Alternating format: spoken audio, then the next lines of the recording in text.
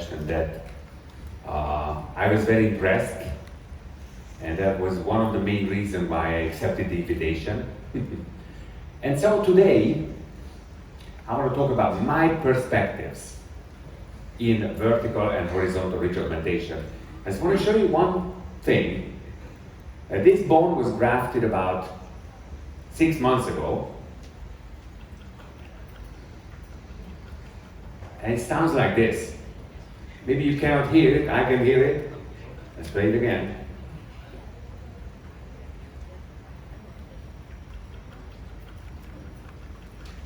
So that's bone. And here's the defect that I treated, but I did not remember the patient. When I placed the implant, I look at the picture, and I was like, wow, I don't even remember this patient. I do about 90 to 100 surgeries a year, live surgeries. I do much more surgeries, but live surgeries 100 or 90. And this was one of them. This is actually not very difficult. There's a hollow bone here, a hollow bone here, so it's easy to regenerate. I didn't remember. This one, I remember. This patient has a soft tissue graft before. Is the biggest mistake you can do is this. Because you're over thinning the tissue. And when you want to advance the tissue, it will rupture here or here. It's a very weak point. So I discourage you to do this. This patient I remember. This is my first patient ever that I treated. In 1999, at Loma Linda University, I asked the professor, Dr. Jaime Lozada, to give me a patient for vertical ridge augmentation. A patient like this, 99. We having lunch. 199 ngày đó tôi ăn And trưa I với tell ông him, và tôi nói I want to do vertical augmentation. ghép xương theo chiều dọc. The spoon freezing in his hand Và is looking at me. cái muỗng của bác sĩ Lozada là đóng băng luôn, xịt keo cứng ngắc. I said yes. Thì tôi nói là ông rất là ngạc nhiên là không muốn ra cái chuyện mà ghép như vậy có được hay không. Everybody told me, forget Thì it. tôi nói là được. Nobody can do it. Và cả 2 tháng sau thì vẫn là rất là nhiều những bác sĩ khác cũng nói với tôi là tôi ghép không được đâu, đừng có hỏi. 2 months later he said, 2 tháng sau I thì give you a hỏi là patient. để tôi chuyển bệnh nhân cho anh And nha. if you can do it, Thì nếu như I mà will anh pay có for thể your làm tuition. được, có thể thực hiện I được, was thì tôi sẽ trả filing a tiền loan cho to the bank to bệnh pay for nhân. my tuition. Mà You pay for my tuition? Yes. sẽ trả cả học phí cho bác sĩ ở bên lúc đó. Because actually at that time, nobody Còn kể was hơn, renting tại vì cái hồi đó one thì person. Nobel Biocare thì người ta chưa có thể tài trợ cho một cá nhân được, người ta chưa có chọn tôi. Only thing I want for you is to publish an article in the journal. Cái yêu cầu duy nhất đó là And phải xuất bản được một cái bài báo if cho you can do mình. it, I will Nếu give như you a mà patient. mọi người có thể, nếu như mà anh có thể điều trị được cho That bệnh day, nhân, tôi I sẽ paid trợ the bệnh rate. nhân nhiều This hơn is cho anh nữa. 1999. Đây là bệnh nhân năm 1999, đây nè, bệnh nhân này. He says, come to the clinic. Thì I go to the bệnh nhân clinic. tới phòng khám, Dr. khám Lozada cho is bệnh with nhân. a 28-year-old female Lozada. patient. Lozada thì Osteogenesis imperfecta. Dentinogenesis imperfecta. bệnh nhân có rất là nhiều những cái vấn đề về thiểu sản men, ngà và có cái khuyết hỏng xương nữa. Thì tôi quan sát bệnh nhân thì tôi ngó bệnh nhân thì kêu bệnh nhân này đây là cái ca mà tôi muốn nè. Còn bệnh nhân thì gặp thì ngó tôi hỏi tôi là anh là sinh viên hả? Xong rồi hỏi tôi là anh đã thực hiện bao nhiêu ca phẫu thuật rồi? Thì thành thật mà nói tôi chưa có thực hiện một ca phẫu thuật nào như vậy cả, nhưng mà tôi biết cách để mà thực hiện. Thì bệnh nhân nói tôi là ok. Cái cuộc phẫu đó kéo dài 4 tiếng. Thì tôi sau khi mà phẫu xong tôi còn thảm hơn bệnh nhân nữa. Rồi sau đó thì đây là cái phần xương mà mình đã xem được. Đây là năm 1999 và đây là cảnh tái khám. Đây là 3 cái implant mà tiền thân của Nobel Biocare. 1.5 mm bone in the first year. Trong cái năm đầu tiên thì tôi tiêu đi 1.5 mm xương viền, và nhiều năm sau đó thì không hề tiêu thêm miếng xương nào. Nhưng mà đó không phải là cái chủ đề mà tôi muốn nói ở đây. Cái mà tôi muốn nói đó là tôi đã rất là may mắn, bởi vì cái phục hình này nó có cái đường hoàng tất bị hở, và nếu như mà cái đường hoàng tất mà hở vậy thì mình biết là nó rất là dễ bị viêm nhiễm đó. Nhưng mà may mắn là tôi đã không có gặp cái trường hợp đó. Nếu như mà ở đây cái trường hợp này mà cái ca đó đã bị nhiễm trùng thì chắc là tôi không có mặt với mọi người ngày hôm nay đâu. Cái ca này đó là cái câu chuyện mà dẫn tới việc tôi có mặt ngày hôm nay này. Thì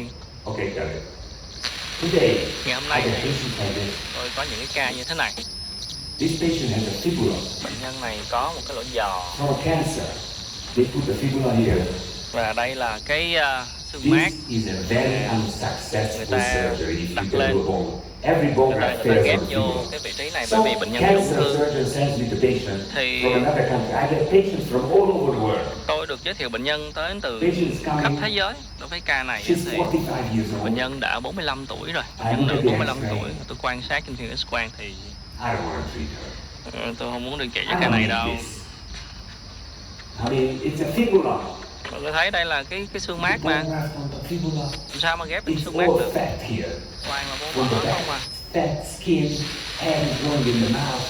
Có rất là nhiều những cái mô như là mô mỡ hay là thậm chí là lông tóc móng còn lẫn ở đây.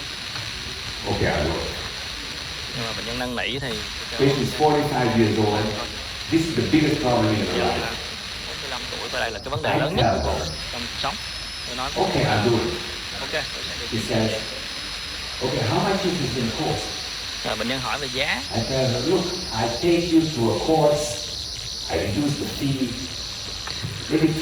Thì tôi tạo điều kiện cho bệnh nhân đó là chắc là tôi sẽ đưa chị vào một cái buổi để làm mẫu cho một trong số những cái khóa học của tôi, thì chi phí của chị sẽ giảm được khoảng 3.000 đô.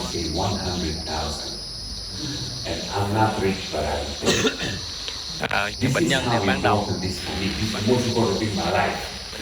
tưởng là cái chi phí của tôi chắc là 1.000 đô thôi. Đây là cái bệnh nhân mà hay đến gặp với tôi, hay giới thiệu với tôi về những cái vấn đề lớn như thế này. Và đây là cái cách mà mình thực hiện kỹ thuật số. Đây là một cái mẫu thôi. Giờ mình sẽ cố định cái màng đó ở trong cái khung này. Mình sẽ dùng cái prototype để cố định cái này vào vị trí. Hôm nay tôi sẽ cho mọi người cái master guide để mà có thể đặt được, cố định được cái màng ghép này, và dễ dàng hơn là cách này nữa. Quan sát ở đây, bệnh nhân đến với tôi mà có cái dây thần kinh nó đã lộ ra u mềm rồi, một cái khứ hỏng rất là lớn. Và dây thần kinh nó lộ ra rồi, không có xương nó che phủ ở phía trên nữa, không có xương che phủ ở phía bên trên, vậy thì làm sao mình ghép xương được?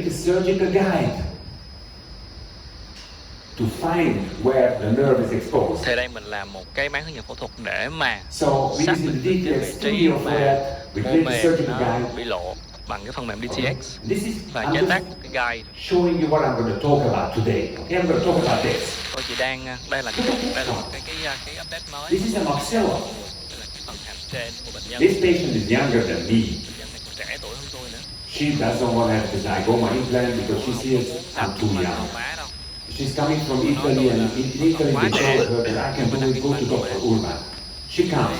Cổ khám bác sĩ ở Ý, thì sau đó thì họ giới thiệu đến với tôi. Okay, can you do it, doctor? Thì hỏi tôi là điều trị được không bác sĩ? Tôi không muốn điều trị đâu. Xương nó mỏng như giấy, thôi làm gò má đi chị.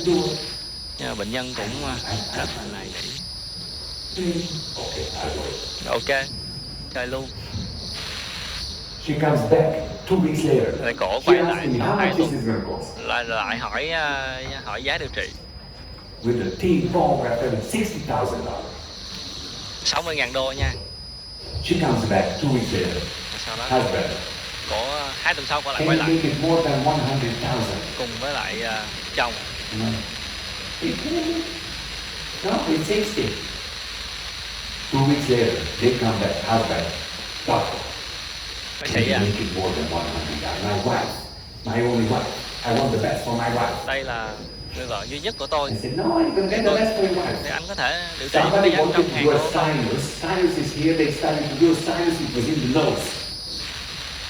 So, Thì mình thấy là cái xoang hàm của bệnh nhân nó rất là xông lấn rồi. Có nhiều người ta còn cố gắng người ta ghép xương vào cái nền mũi nữa. here's the bone graft. I fixate it with my left hand. Đây là cái These screws are so good, I use my left hand when I did the left xương side. ghép. I told my Tôi cố sister, định cái see, màng bằng I can do it with my tay left trái. hand. On the other side, I use the collagen membrane, called the Bên sausage. phía bên kia thì tôi sử dụng cái kỹ thuật xích And một in cái the màng middle, collagen co giãn và how do cố you định bằng position cái like pin. this? Now, Và in the bây giờ middle, là I chúng ta always put the no galactic hôm sau 3.5 mình làm by 10. cục hình tạm. And I put Đó a là cái long hành trình 6 tôi sẽ làm một millimeter cái locator abutment. một cái Then I make a denture. The denture is connected. và làm This câu về is denture. what we call the all-on-one. Đó là cái concept mà chúng tôi gọi là Then all we on put one. denture. Sau đó Then mình we nâng cut đỡ the cho denture. cái hàm Here, giả và cut mình the điều chỉnh denture. cái hàm Here, giả ở vị trí we này, vị realign trí the này. denture into the Rồi sau đó tuberosity, the mình palate. Mấy em cận không She nhìn has cái a gì. provisional. Then she's healing. Look at this. Can I place an implant now? My bone graft sticks everywhere. It's just a paper bone. I put the bone graft, there will be bone. That will be. Here's the maxilla. Okay. So these are the type of patients I get, but I get easier patients. She's missing only 3 teeth, but she's very, very unhappy. The face is asymmetrical, nose is asymmetrical. She almost cries. She's coming from another country for the bone graft. But I'm like, can I make her happy, doctor? Can you fix my nose, fix my face? Difficult. I don't want to do it. She's too difficult. But if I'm not doing it, nobody's doing it. So I have to do it. This is before, this is after. She's happy. She's very unhappy, she's very happy. Okay? This is also what I want to talk about today. Look at this. This is not my case. This patient had 2 implants. This is the final. This is the final. 2 sets of implants, lots of bone grafts, more than 10 surgeries. This is the final. She's a beautiful lady. She's not happy. Tới 10 lần phẫu thuật rồi. So, one of my specialties is to reconstruct the papilla between the implants. Can I do it? 5-6 millimeters of a new papilla? Mình điều trị được không? Mình có tái sinh được This is không? one of my topics Yếu today. tới 5-6 mm. Here's the papilla between the same implants. Đây sẽ là một cái chủ đề mà mình muốn truyền tải hôm nay. The same implants. Đã tái Look at this. Do I have to extract this too? cái răng này mình có thể nhổ cái răng này không? In general rule, Thì if I'm missing only one nếu tooth, như mà mình bắt một răng I die first before I extract the next tooth. thì tôi sẽ If chết it trước would be khi 2 teeth already extracted, this gone. But if it's only one tooth, I want to save it, thì bằng mọi giá I want sẽ to giữ reconstruct. cái răng phía bên cạnh. the whole thing. This is one of my topics today. Đây cũng là một cái chủ đề mà tôi muốn This truyền tải patient hôm nay. was sent to me from University of Prague, maxillofacial surgery. They're very good. Đây là bệnh nhân được giới thiệu They sent me this patient. bệnh viện trường đại học Can you do it?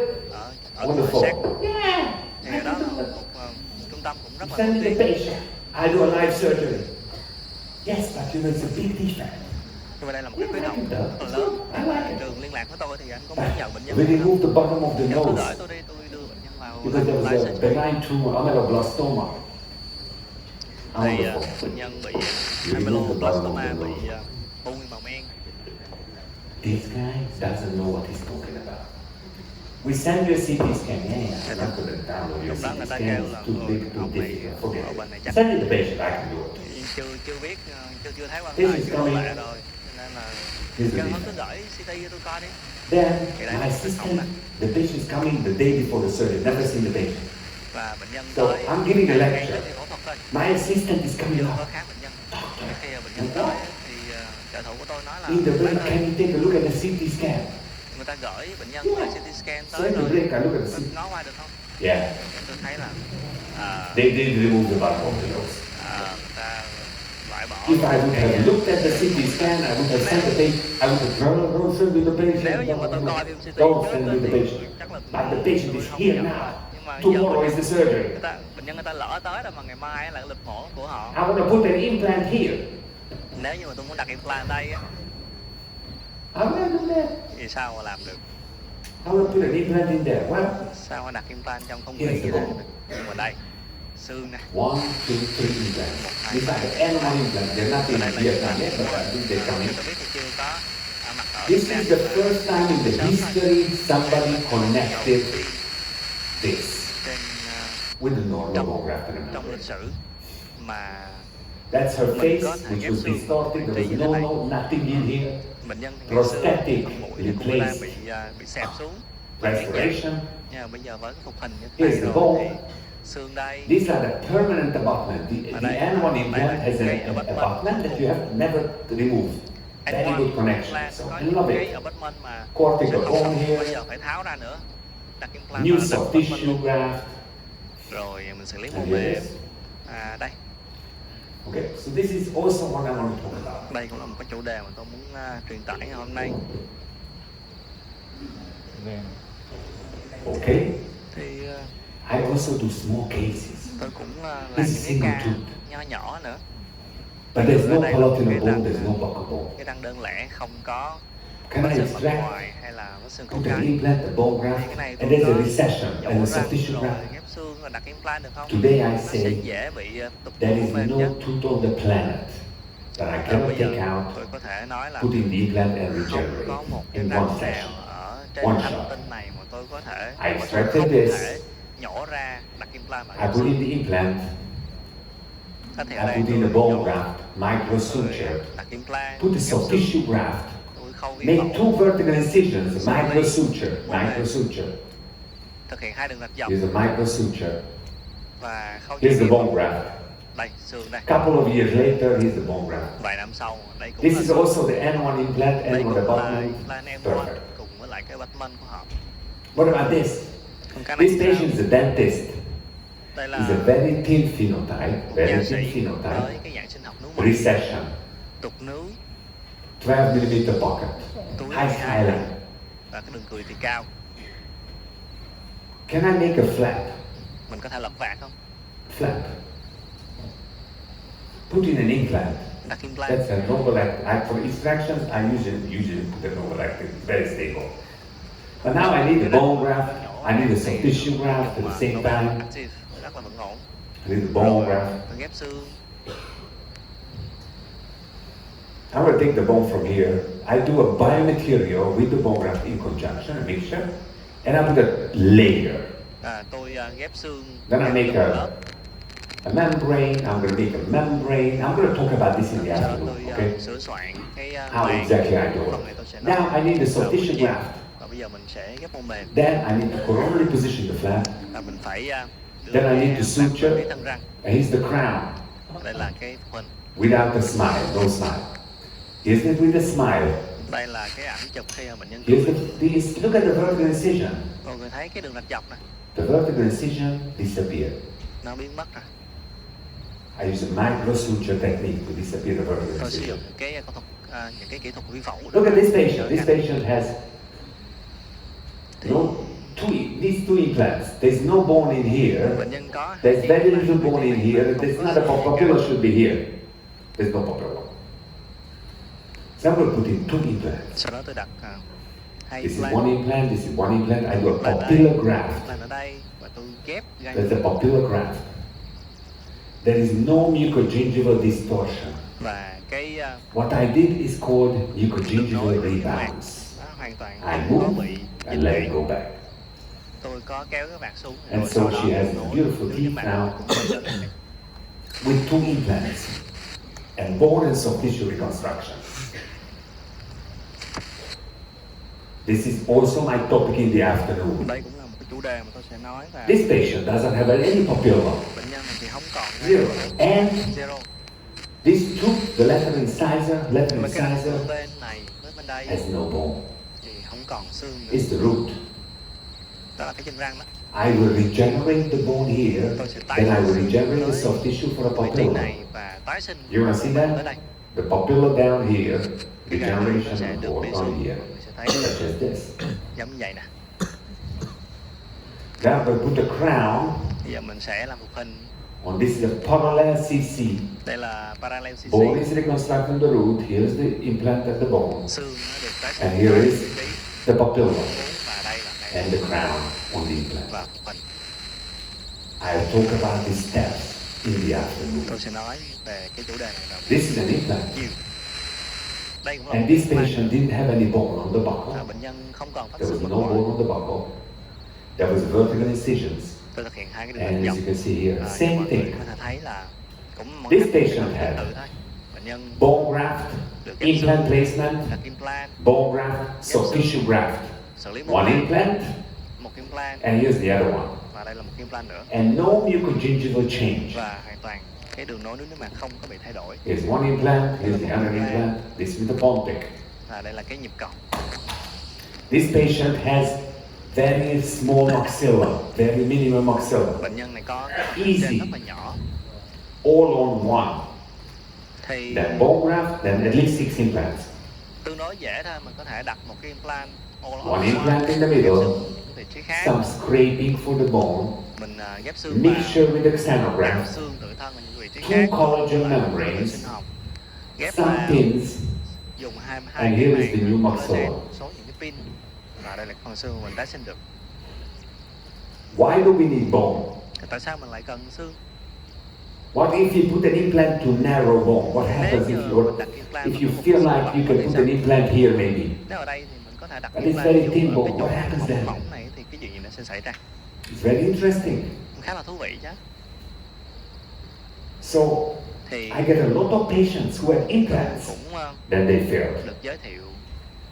And when the patient comes, the patient is asking, doctor, how can you make this? How can you make this regeneration better than my own bone? Ca này làm sao mà It's a good question. tái sinh được xương mà tới cái mức còn tốt But hơn cái xương ban đầu. this bone was very thin.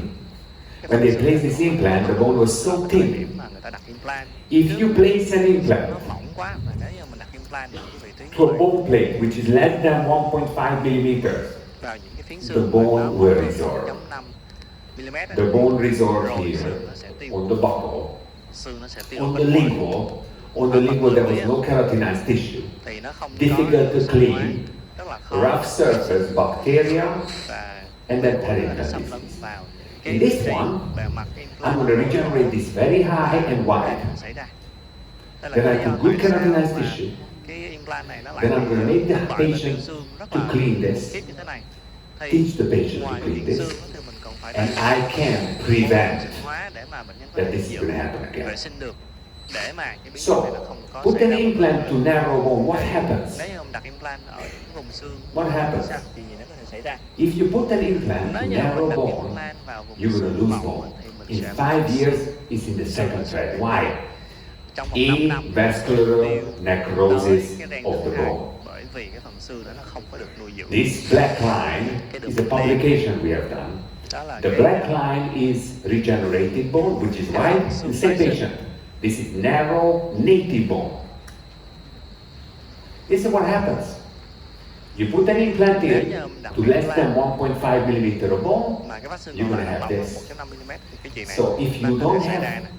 if you put an implant to Mình very nếu thin như bone, mình đặt implant ở vị trí xương very mỏng thin bone, you're going to lose the buccal bone. thì mình sẽ bị tiêu xương. This is my implant. Và đây là tiêu xương vách ngoài. My Đây là implant của tôi. mistake.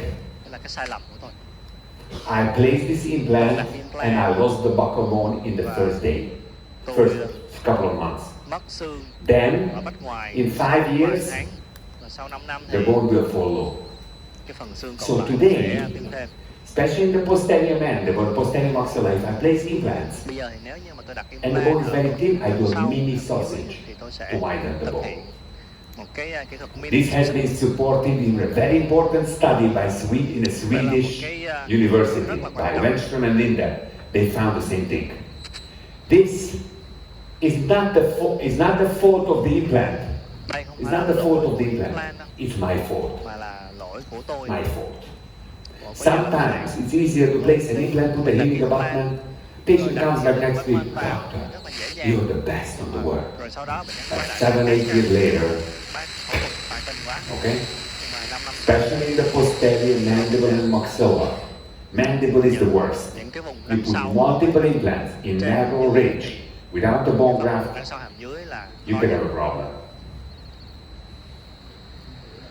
This is from my study. Đây là một cái Why the bone in 10 years? Same patients, xương narrow bone rất in là 10 rộng, years. theo dõi sau 10 năm There is more chance that you will have perimplantitis on this implant. Isn't that true? So we need thì techniques that are less invasive mình cần because we need to nó do more regeneration than we thought. để mà tại vì And for bone regeneration, we don't want to be very extensive. mà mình We nghĩ, want to be gentle. nhưng mà mình cũng muốn We want to be less invasive.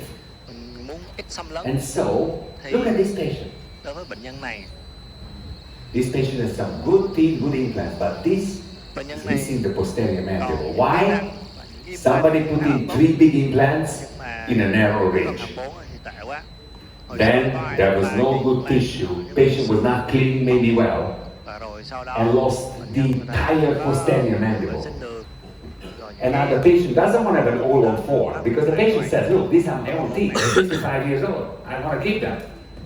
bệnh nhân thì Find somebody to regenerate. 65 tuổi rồi, tôi muốn có Find lại. somebody to regenerate this. Thì tôi kêu là anh This patient was sent to me from the University of Graz in Austria.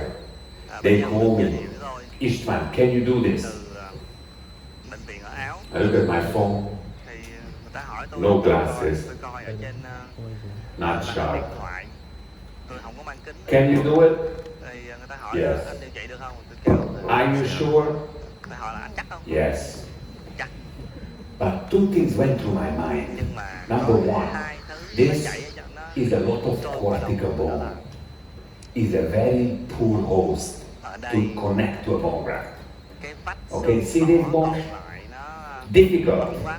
And Cái vách xương kiểu như vậy thì rất là khó. mental nerve is here, my incision is here, so Nếu mà cái đường rạch the xương flap nằm ở is đây, very mà short. cái chân kinh nó nằm ở đây rồi thì cái vạt của mình nó ngắn You have nó a nhỏ 3-4 millimeter flap, mình chỉ có một and you want to cái put lực a 10 của vạt millimeter nó bone. You khoảng want to put this bone graft in 3-4 here thôi.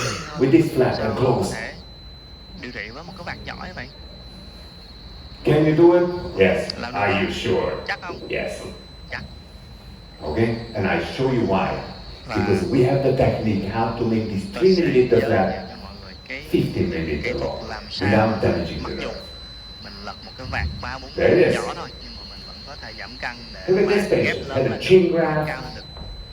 Ramus graft, Thì bệnh nhân này đã everything failed, ghép and this is the từ defect. góc hàm hay là ghép So now từ we're going to cầm regenerate, mà vẫn but I fail. want to understand how the bone will form on this mandible.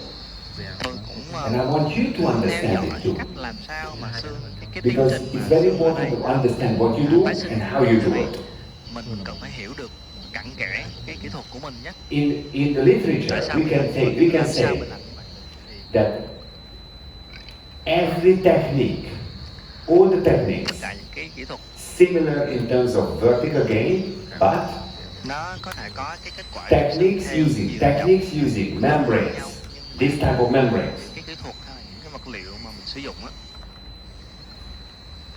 have the least amount of complications today. cái phương pháp này nó If you có look at the cái membrane biến chứng, technique cái tỷ lệ biến chứng thấp versus, nhất. for example, bone plate, bone block technique, Nếu much less so sánh complication. cái kỹ thuật CPR này với những kỹ thuật ghép xương khối, According to the literature, you can only generate 4 millimeters. mình thấy là Not hầu hết true. thì mình đều có thể ghép You được have to thêm regenerate 1 this mm. one, 10. Can I do Đâu phải 10 đâu. here? Lúc Let's take a look. những cái trường hợp mà mình cần phải ghép tới 10 It's the same mm. patient. Let's take the membrane out. Giờ mình tháo cái màng ra nè. And now I have a new mandible, Bây giờ mình đã có một cái xương hàm dưới mới cortical bone, 10 millimeters. toàn là xương võng ghép theo chiều dọc được So 10 ly. yes, I can regenerate more than 5. Now let's take a look at this. Tôi nghĩ là tôi còn có thể ghép. It's a very old case of mine. Here's the defect. Here's the bone graft. Và đây là xương nè. 16. This is 20 years later. Những cạnh These are khác. standard brand mark implants, long time ago. Đây là implant What brand do we know about this? trước kia này. We published a paper with Dr. Cookie, and we found Thì, guided bone regeneration, the blue line, is the most well documented đường màu xanh and the best bone. là cái vị trí mà There mình are có some cái techniques, sự ổn định về xương tốt nhất. I don't list them, which have no publications. Very popular techniques. Yesterday we were talking about the technique, this or that. Khác mà One ngày has hôm no qua publication. các bạn cũng đã có bàn luận với nhau rồi đó. Ooh, look at this defect. Còn I want to put an implant, but the implant will be shorter than the defect. 100% regenerated bone. cái phần implant của mình nó sẽ nằm hoàn toàn trong Can I do it? xương tái sinh. Mình có thể These làm are 3N1 implants with N1 abutment. N1 Look at this perfect bone around them. và xương tái sinh nó rất là hoàn hảo xung quanh. Even though the defect was bigger than Mặc the dù implant. cái khuyết hổng nó còn lớn hơn. 100% in regenerated bone. Still works.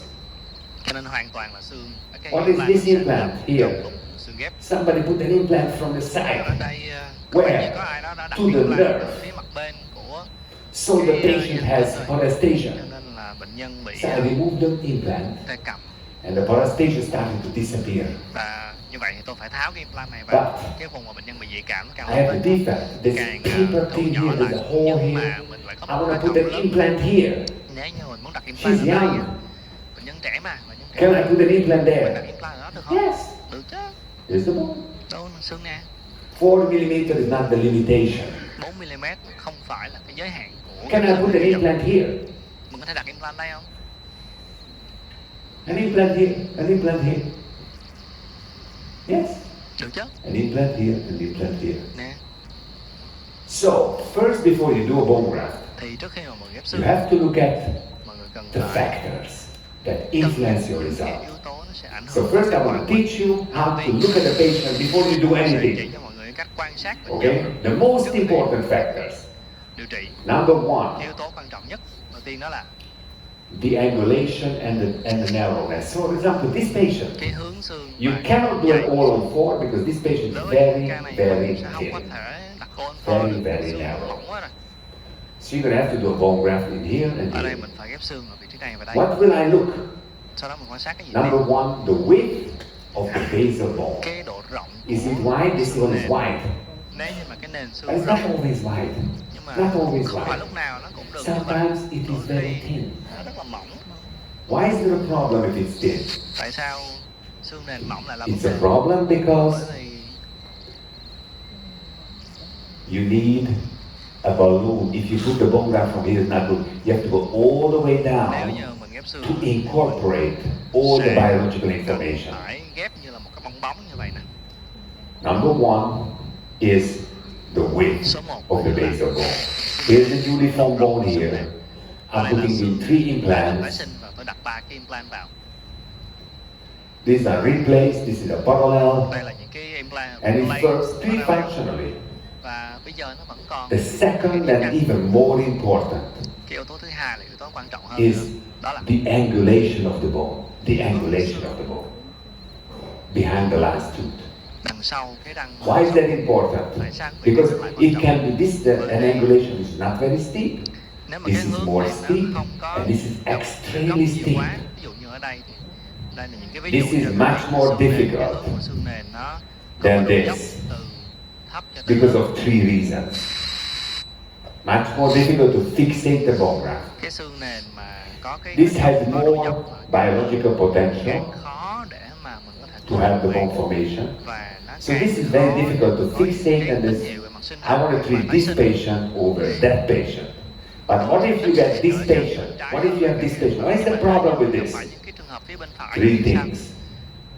3 thứ. Number Đầu one, tiên là slower bone formation. This is faster than this because the bone will form from here and here and here. phải nó sẽ chậm. From here, it's only from here. Number two, Thứ hai là the bone graft will touch the root. phần xương ghép. Why is that a problem? Nếu như mà It's chạm not a vào problem cái as răng long ghép as nó sẽ là this vấn đề. tooth is very, very clean. Những cái răng này nó cần phải And thật là sạch. if this tooth, you change the filling at the crown. If you have a filling Nếu như which mà has a cái gap, răng này nó được phục hình bacteria, nhưng mà bờ viền you của mình need mà nó không three tốt things to thì that bone. nó sẽ Three dễ things. gây viêm nhiễm. You need a good graft. What is a good Và graft? tiếp theo là mình sẽ cần Good graft is, let's say, 50% autograft and 50% xenograft together. Okay? nó sẽ thường sẽ làm một cái hỗn This hợp. good graft should not move. So that's why you need the membrane to Và cái phần immobilize. xương ghép đó And phải giữ cố định. there should be no bacteria.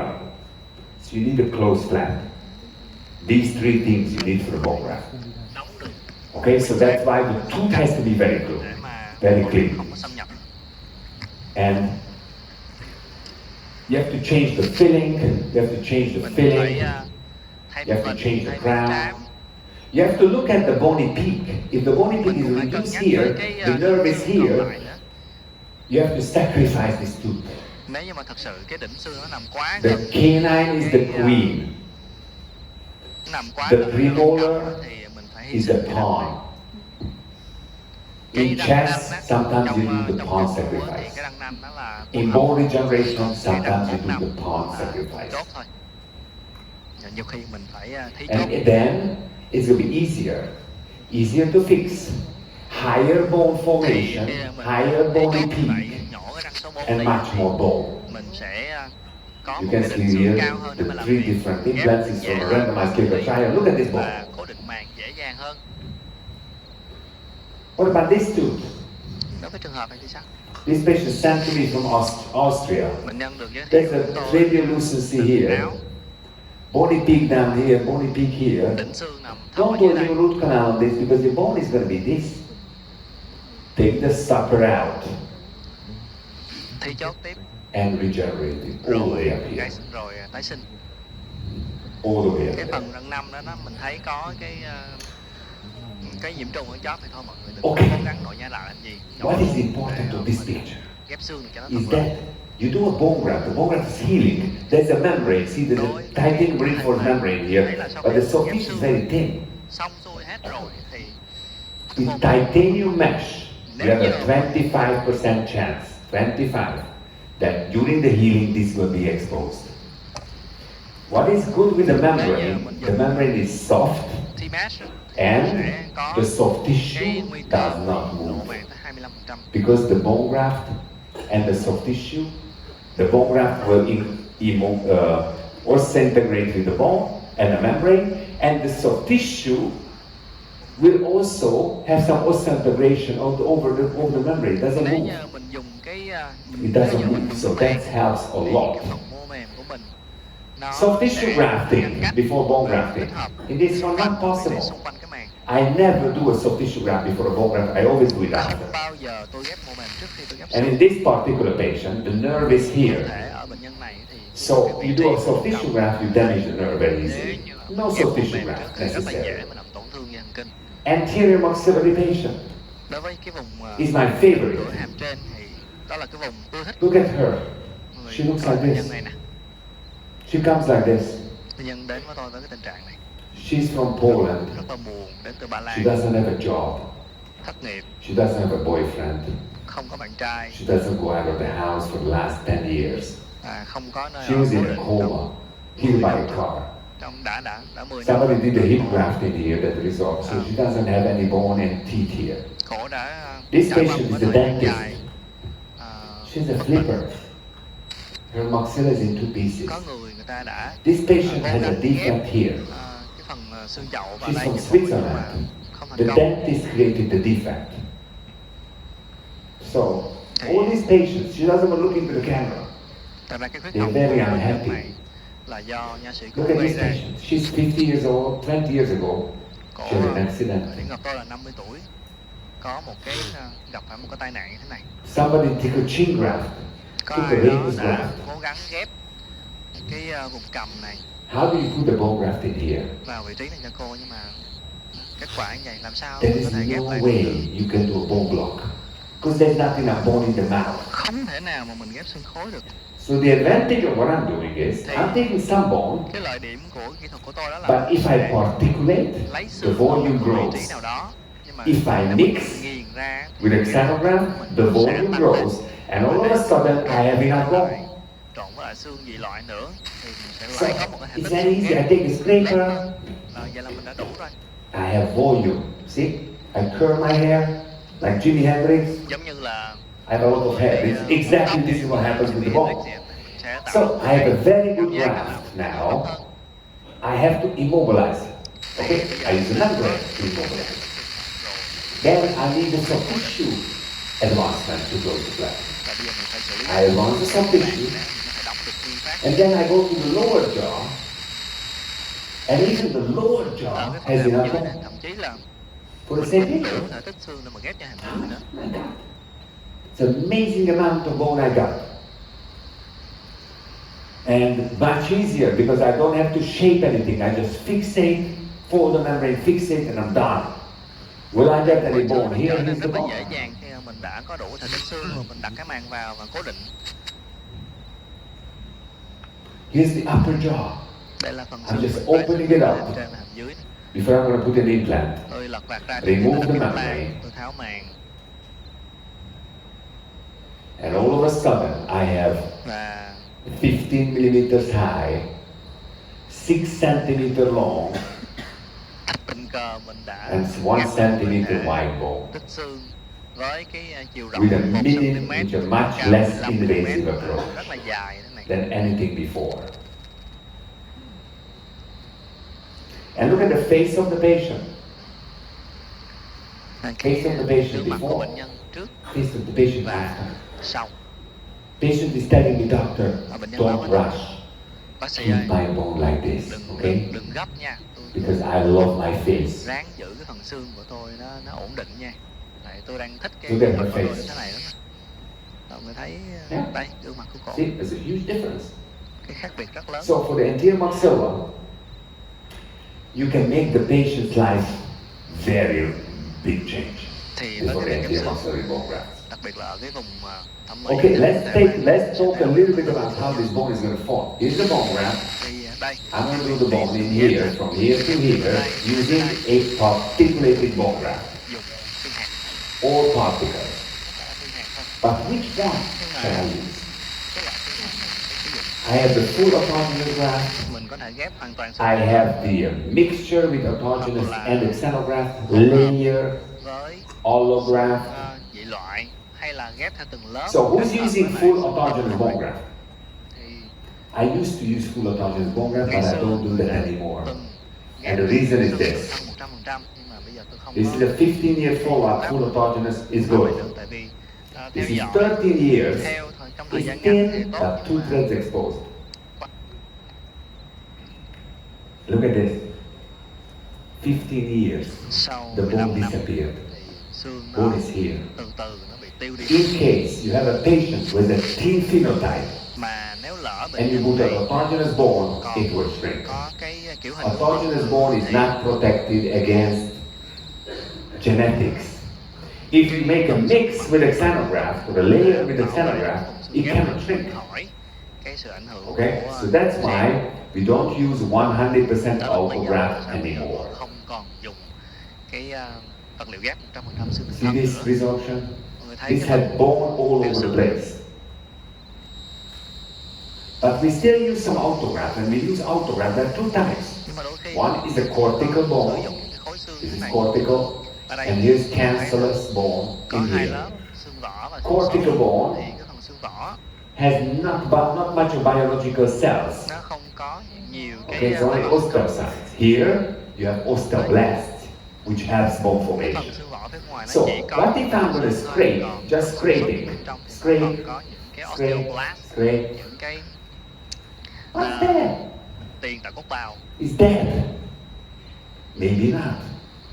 Because Thì when you nó nói là scrape nếu or mà particulate, cạo cái phần scrape, xương vỏ mà không có tế you bào will ra get thì 43 không có khác different gì growth factors xương chết. in the extracellular Và ở matrix, trong cái nghiên cứu á thì thấy such là cái as phần xương nó có rất là nhiều cái TGF-beta1 yếu tố sinh học khác nhau. is a very important growth factor. How important? Và Well, let's yếu see. tố rất là quan trọng. TGF beta 1 is important, but it doesn't produce any bone.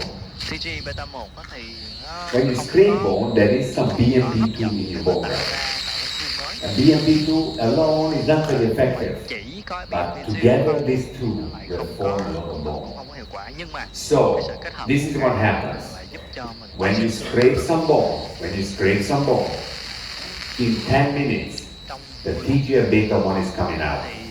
thì TGF beta 1 xuất hiện. Then in 40 minutes, after 6 days, the BMP2 is coming out. The TGF beta 1 is collecting the BMP2 to the side.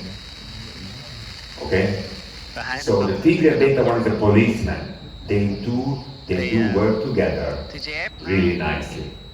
với lại BMP2 kết hợp với nhau nó sẽ This is my first article, thì đây là cái and with my first 36 cases, của tôi khi mà and we looked at the implants. Those implants were predominantly Brennemeyer type of implants. And we found that the anterior maxilla, cái trên the posterior mandible and posterior maxilla cái vùng răng trước is hàm trên equally like native bone.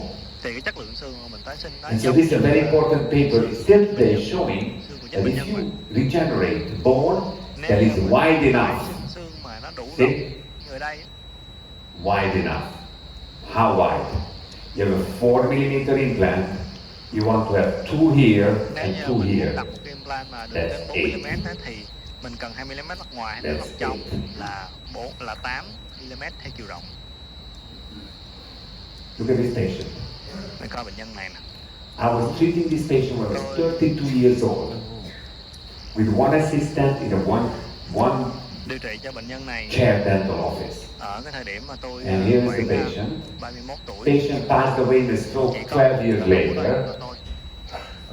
These are my implants. Đây là những implant There's mới đầu. something funny Có on cái the gì đó X-ray. hơi See kỳ this? kỳ ở trên phim X-quang này mọi người thấy. I put some biomaterial, some bios in the collagen membrane, Ghép top of the bone BIOS when I và place the collagen implant. khi mà tôi đặt implant vào.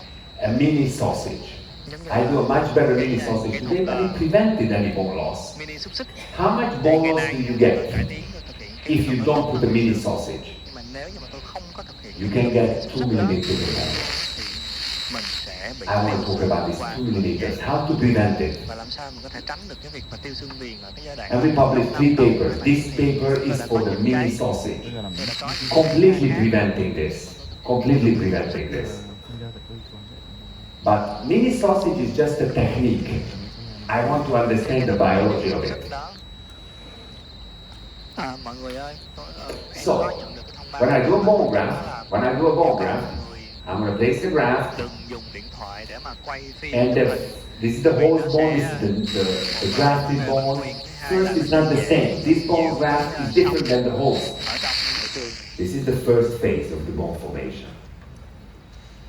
It's beautiful and red, but there's no cortical bone. It's not cortical. This is the phase 1 called the baby bone. Phase 2 is when the cortical bone will grow on top of this. Is the phase 2. This is beautiful, but this is not the final bone. Between these two phases, there is a change. Let me explain this. It's very, very important. Boring, but important.